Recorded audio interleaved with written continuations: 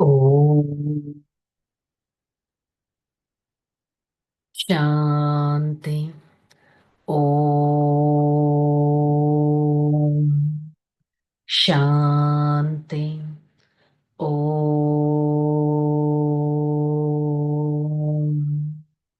శాంతి.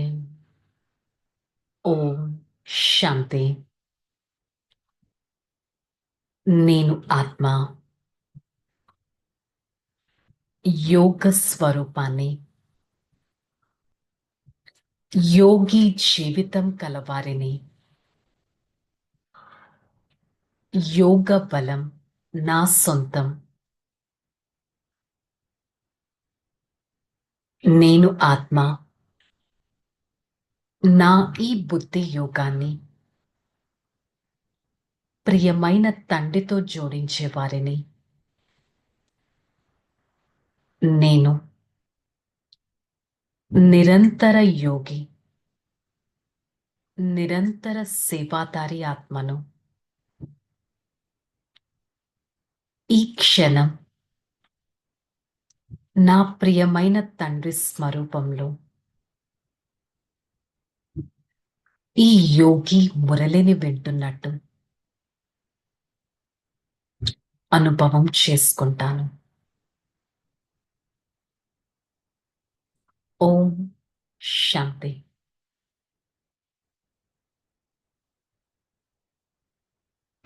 मुरली date 5/2/2025। आज का heading, मीठे बच्चे इस शरीर रूपी कपड़े को यहाँ ही छोड़ना है, इसलिए इससे ममत्व मिटा दो, कोई भी मित्र संबंधी याद ना आए। సో ఈ రోజు పరమాత్మ ఒక డిటాచ్డ్ లైఫ్ ఎలా ఎక్స్పీరియన్స్ చేసుకోవాలో దాని మీద డిస్క్రిప్షన్ చేస్తున్నారు. నథింగ్ ఈజ్ పర్మనెంట్ అని అంటారు కదా. ఈ శరీరము పర్మనెంట్ కాదు, శారీరక రిలేషన్స్ పర్మనెంట్ కాదు, నా దగ్గరున్న ఆస్తి పాస్తులు ఏవైతే ఉన్నాయో అవి కూడా పర్మనెంట్ కాదు. మరేమవుతుంది? నాకు వాటన్నిటి మీద అటాచ్మెంట్ పెరిగిపోతుంది. దానికి సొల్యూషన్ ఏంటి? గుర్తుపెట్టుకోవాలి, ఈ శరీరం రూపి వస్త్రాన్ని వదలాల్సిన సమయం వచ్చింది. నేనిక దీనిపైన మమత్వం కూడా చూపించకూడదు. నాకు మిత్ర సంబంధికులు కానీ ఇంకెవ్వరూ గుర్తు రాకూడదు. ప్రశ్న, जिन बच्चों में योग बल है उसकी निशानी क्या होगा? उत्तर, उन्हें किसी भी बात में थोड़ा भी धक्का नहीं आएगा, कहा भी लगाव नहीं आएगा। समझो, आज किसी ने शरीर छोड़ा तो दुख नहीं हो सकता, क्योंकि जानते हैं इनका ड्रामा में इतना ही पार्ट है। आत्मा एक शरीर छोड़ दूसरे शरीर लेगा। మరి ఎవరిలో అయితే యోగ బలం ఉంటుందో వారి గుర్తులు ఏంటి? ఎవరిలో అయితే యోగ బలం ఉంటుందో ఫస్ట్ పాయింట్, వారు ఎప్పుడు కూడా మోసపోరు. వారికి దేని మీద కూడా ఇష్టం ఉండదు. ఎగ్జాంపుల్, ఎవరన్నా ఈరోజు శరీరాన్ని వదిలేస్తే, చనిపోతే వారు వెంటనే అర్థం చేసుకుంటారు, this is part of the drama. డ్రామాలో ఈ విధంగా ఫిక్స్ అయ్యి ఉంది. డ్రామాలో ఆ సోల్ పాత్ర అలాగే ఫిక్స్ అయి ఉంది. ఆ ఆత్మ ఒక శరీరాన్ని వదిలి ఇంకొక శరీరాన్ని తీసుకుంటుంది. ఈ విధంగా గుర్తుపెట్టుకోవాలి, పరమాత్మ ఇచ్చిన జ్ఞానం చాలా గుప్తమైనది, సీక్రెట్. ఈ గుప్తమైన జ్ఞానంలో ఇక్కడ నమస్తే చెప్పాల్సిన అవసరం లేదు. ప్రపంచంలో నమస్తే లేక రామరామ అని అంటూ ఉంటారు, కానీ ఇక్కడ అలాంటి విషయాలు ఏవి ఉండవు. ఎందుకంటే ఇది ఒక ఫ్యామిలీ. ఈ కుటుంబంలో ఒకరికొకరు నమస్తే లేక గుడ్ మార్నింగ్ అని చెప్పుకోవాల్సిన అవసరం ఉండదు.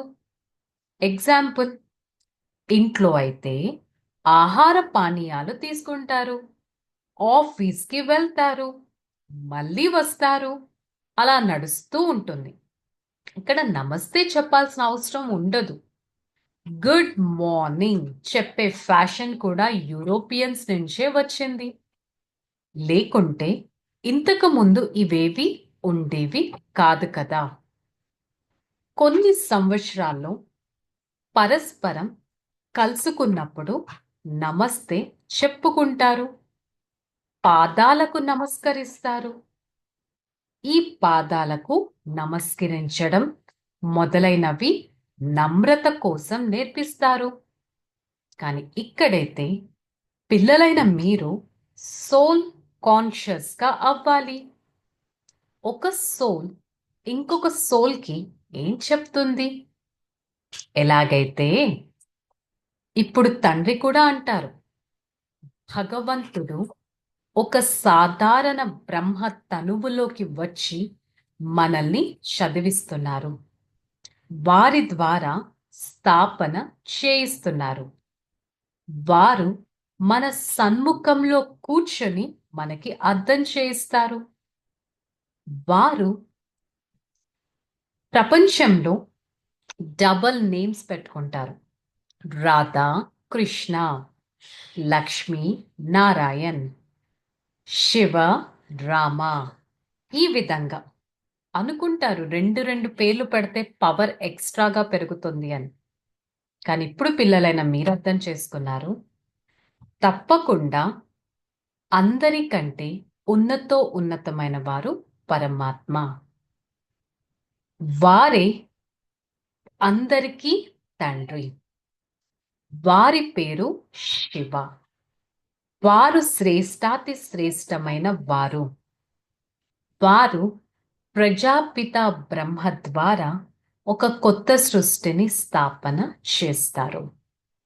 మరి నేను ఈ డ్రామాలో ఎంతటి మెడిటేషన్ పవర్, యోగాన్ని పెంచుకోవాలి, యోగ బలం నాలో ఎంత ఉండాలంటే ఏదైనా సిచ్యువేషన్ జరిగితే ఎవరైతే కంగారు పడరు, అలజడిలోకి వెళ్ళరు, పీస్ఫుల్గా ఉంటారు, వారిలో యోగ బలం ఎంతో ఉన్నట్టు.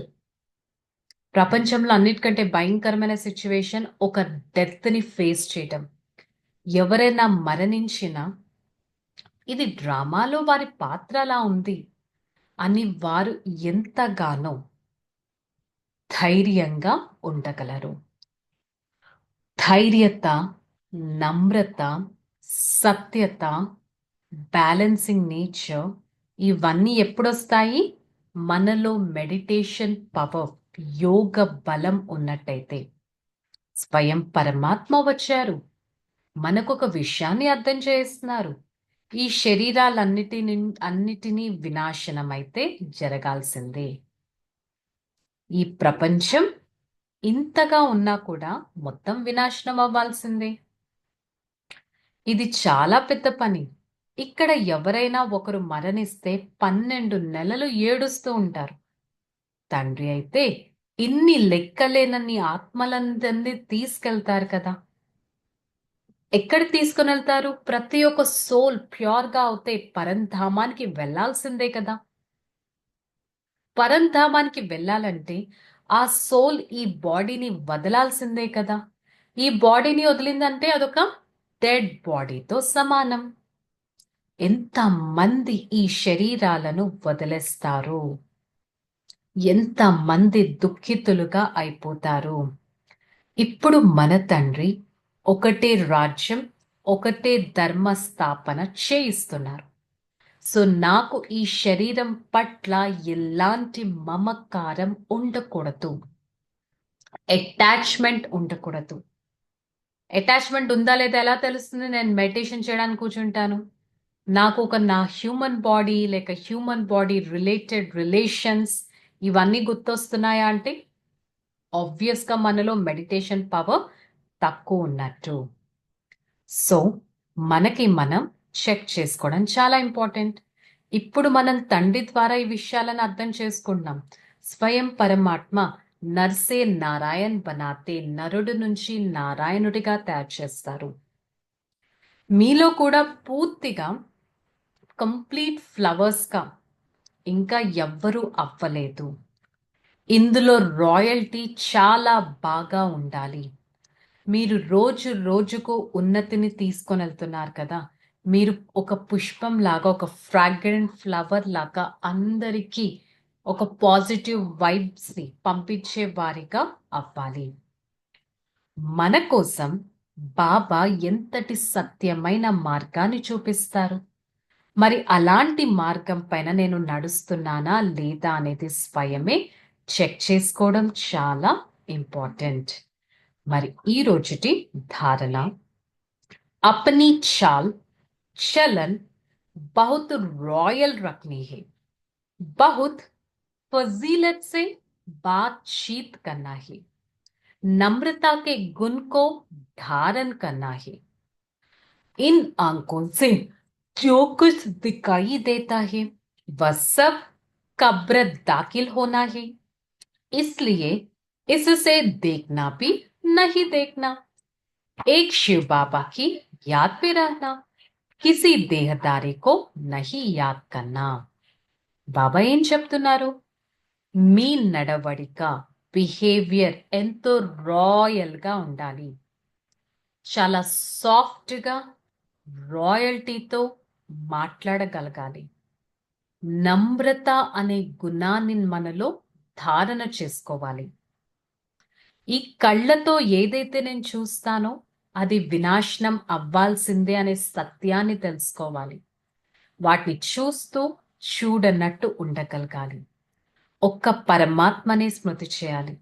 ఏ దేహదారిని స్మృతి చేయకూడదు. ఎలా ఉంది నా ఆలోచన, ఎలా ఉంది నా బిహేవియర్ అని స్వయమే చెక్ చేసుకోవాలి. वरदान, मास्टर ज्ञान सागर बन गुड़ियों का खेल समाप्त करने वाले स्मृति सो समर्थ स्वरूप आत्मा भवा.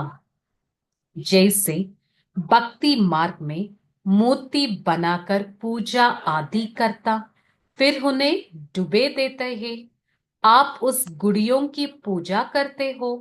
ऐसे आपको समाने भी जब कोई निर्जीव असर बातें या ईर्ष्या अनुमान या आवेश आदि आता है तो आप उसका विस्तार कर अनुभव करते या कराते कि यही सत्य है, तो यह भी जैसे प्राण भर देता है। फिर उन्होंने ज्ञान सागर बाबा की याद में बीती सो बीती कर स्व उन्नति की लहरा से डूबते हैं तो आपका टाइम वेस्ट नहीं होता। इसलिए पहले मास्टर ज्ञान सागर बन निस्वार्थ भाव के वरदान से इन गुड़ियों का खेल को समाप्त करो. బాబా ఏం చెప్తున్నారు? ప్రతి ఒక్కరూ బొమ్మల ఆట ఆడతారు. చిన్న చిన్న బొమ్మలు తయారు చేస్తారు. ఆ బొమ్మలని అంటే దేవుడి విగ్రహాలు, దేవీ దేవత విగ్రహాలు తయారు చేస్తారు. ఎంతో అలంకరిస్తారు, ఎంతో పాలన చేస్తారు. మళ్ళీ వెళ్ళి ఒక నదిలో వాటిని నిమజ్జనం చేసేస్తారు. సో అలాగే మీరు కూడా ఒక సిచ్యువేషన్ వచ్చినప్పుడు ఆ సిచ్యువేషన్కి ఒక అహంకారం, ఒక ఈర్ష, ఒక అనుమానం, ఒక ద్వేషం, ఒక కోపం, ఈ విధంగా రకరకాల బొమ్మల్ని తయారు చేస్తారు. ఆ బొమ్మల్ని బాగా పాలన చేస్తారు. మరి వెంటనే వాటిని మీరు నదిలో నిమజ్జనం చేసేయాలి కదా! ఎలా అయితే ఆ బొమ్మలు నదిలో నిమజ్జనం చేస్తారు. ఏ నదిలో నిమజ్జనం చేయాలి? జ్ఞాన సాగరంలో, నాలెడ్జ్ అనే సాగరంలో. అంతేకాని ఇంకా బొమ్మల ఆట ఆడే ఏజ్‌లో అయితే లేం కదా! అవి ఇవి నెగటివిటీ మిక్సప్ చేసి ఆ సిచ్యువేషన్‌కి ఒక ప్రాణం పోస్తారు. ఆ విధంగా లేం కదా! చెక్ చేసుకోవాలి. అంత సమర్థం, స్వరూప ఆత్మకం అవుతున్నానా? ఈ బొమ్మల ఆటని నేనిక సమాప్తం చేస్తున్నానా? చెక్ చేసుకోవాలి. స్లోగన్, जो समय पर सहयोगी बनते हैं उन्हें एक का पदम गुण फल मिलता है. సమయానికి సహయోగిగా అవుతే ఒకటికి 10 రెట్లు మనకి ఫలితం లభిస్తుంది. సో ఈరోజు మురళి యొక్క స్వమానం, मैं आत्मा रॉयल बोल बोलता हूँ. నేను ఆత్మ రాయల్టీతో మాట్లాడతాను. ఎంత మధురంగా మాట్లాడతాను. నా రాయల్టీ యొక్క ప్రభావం నలువైపులా పడేటట్టు చూస్తాను. సో దీని మీద ఒక చిన్న యోగా అభ్యాసం చేద్దాం. ఓకే, చలో. రిలాక్స్. ఓం శాంతి. నేను ఆత్మ రాయల్ ఆత్మను. నా మాట తీరు ఎంతో మధురంగా, రాయల్గా. నా ఆలోచన శక్తి ఎంతో ధైర్యంగా, ఉన్నతంగా. నా మాట్లాడే పద్ధతి ఎవ్వరిని దుఃఖపెట్టకుండా మధురంగా చూసుకుంటాను. నా ప్రతి మాట సత్యంగా, ధైర్యంగా, నమ్రతతో, ఆనందంతో, నిర్మాణంగా, నిశ్చింతంగా కలిసి ఉంటాయి. నా ప్రతి ఆలోచన పరమాత్మ సేవ పట్ల ఉంటాయి. నా ప్రతి భావన పరమాత్మకి దగ్గరగా ఉండేటట్టు ఉంటాయి. నేను మధురమైన ఆత్మను. మధురత శక్తితో ఎంతో రాయల్గా ఉంటాను. నా ఈ రాయల్టీ గుణం నన్ను దివ్యమైన ఆత్మగా చేస్తుంది. I, the soul, experience the power of royalty within me. I experience myself as an elevated body in the middle of this forehead, a detached being, a highest soul, close to my Father. The royalty within me is the highest inheritance I receive from my Father.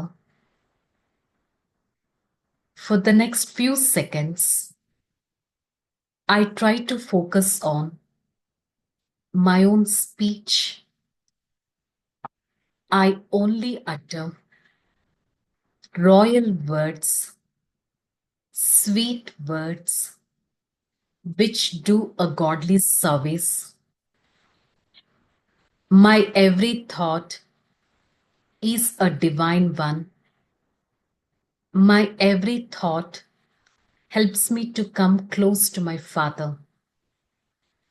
Hey Father, thank you so much for showing me the path of the spirituality. I try to follow your path and be a detached and a powerful being all the time. Om Shanti, Shanti, Shanti. I, the soul, try to experience the unlimited power from the Supreme Father. Spread that power to every part of this body and be a detached and a powerful being.